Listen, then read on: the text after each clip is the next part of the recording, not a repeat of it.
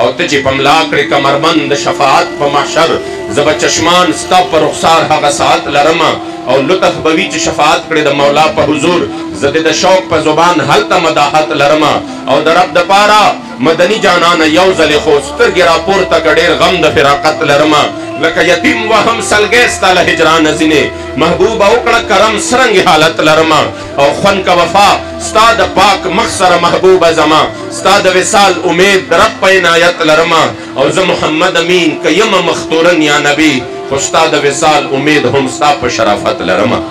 په مرکز کې هم 360 بوتانې ښودلي وو هغه خلک چې هغوی به د خپلو لاسو باندې تراشلې شوي سجده سجدې کولې او د جهالت انتها دا وه چې په خپلو لاسو به یې وتراشه او بیا به یې هغه بوت ځان سره سامان کې کېښود او ویې به یې که لاره کې چېرته میلو نه شي خدای نو دا مونږ سره به یې د دې سامان نه به یې راوباسو که خوښ به شو خو ټیک ده که خوښ به نه شو چېرته به یې وغورځو بل به ځان له جوړ کړو په داسې حالاتو کې چې په یو خبره به یې په سلګو کلونو دښمنۍ کولې په داسې وخت کې چې خپل معبود حقیقي نه پېژنده او په مختلفو طریقو باندې جهالتونو کې مبتلا و چې بیا رب لا یزال خپل خصوصي کرم وکړ رحم یې وکړ مهرباني وکړه او د عبدالله صاحب مبارک په کور کې هغه نور وځلېده په دغې مبارکه میاشت کې او داسې رڼایي راغله چې د هرې رڼا ورځ نه پس توره تیاره راځي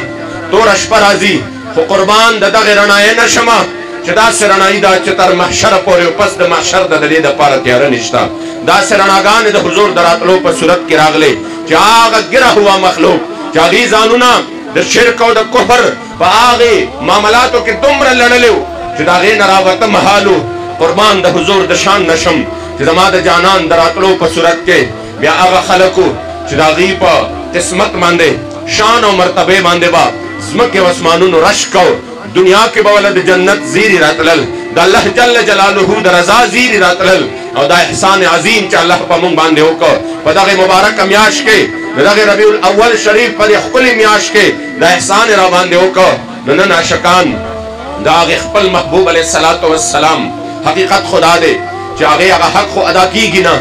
خو کم از کم چې انسان دومره ووایي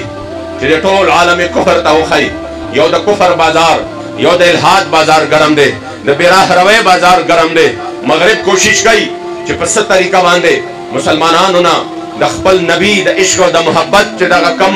مزه دی دا کمزوري شي دا کم تعلق دی دا کمزوري شي او هغوی په قسمه قسم انداز باندې کوشش کوي انشاءالله چې مونږ به د دې خبرې 1500 کاله پس هم دا دلیل ورکوو چې کله د 12 ربیع الاول په ورځ باندې په 1500 جشن خاتم النبیین باندې دا ټوله دنیا بهر ته راوځي او د اسلامي ممالک بالخصوص او په غیر اسلامي ممالکو کې الحمدلله شترې داسې د حضور عاشقان چې دا په ارباو خلک راوځي په یوه ورځ باندې او دوی د خپل عشق او د محبت اظهار کوي نو کفر په دغه ورځ باندې سرنګون شي قادیانیت په دغه ورځ باندې ټوکړي ټوکړي شي زړونه وچوي او د هغې یاران او حمایتیان په دغه ورځ باندې مکمل توګه باندې هغې ته خپل هغه ډېر مشن چې پیسې ورله لګوي ناکامي ښکاره شي چې آخر دا څنګه محبت دی چې 1500 کاله وشو موږ د دې د مټاولو کوشش کوو موږ د دې د ختمولو کوشش کوو 1500 سال وشو موږ د قسمه قسم طریقه باندې د دوی سینو نه د دوی د خپل نبي د محبت د ویستو کوشش کوو خو بیا چې په 12 ربیع الاول باندې هغې وګوري چې دا څنګه محبت دی 1500 کاله پس یو عاشق چې دا محبوب لیدلی نه دی ملاقات یې ورسره نه دی شوی بالمشاهد دیدار یې نه دی شوی خو عجیبه محبت دی چې 1500 کاله پس د هټیانو د شرګر د چارسدې